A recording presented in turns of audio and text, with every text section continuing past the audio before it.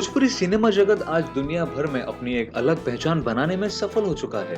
देश भर में ही नहीं बल्कि पूरी दुनिया में भोजपुरिया सितारों की फैन फॉलोइंग है और भोजपुरी सितारों की पॉपुलैरिटी दिन ब दिन बढ़ती ही जा रही है।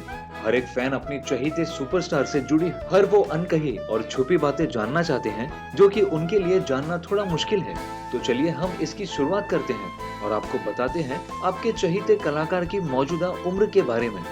भोजपुरी इंडस्ट्री की हॉट केक अंजना सिंह के दीवानों की बात करें तो शायद उसे लफ्जों में बयां कर पाना मुश्किल होगा, क्योंकि इनके चाहने वाले इनसे इतना प्यार करते हैं कि इनके एक भी पिक्चर देखना मिस नहीं करते और इनकी हर फिल्म को सुपरहिट बना देते हैं। अब जब इनके फैंस इन्हें इतना चाहते हैं तो इनके पर्सनल लाइफ के बारे में भी जानना चाहते होंगे। तो चलिए ऐसे ही एक राज की बात आपको बताते हैं। अंजना सिंह का जन्म 7 अगस्त 1990 में हुआ था और अब आपकी चहेती 26 वर्ष की हैं।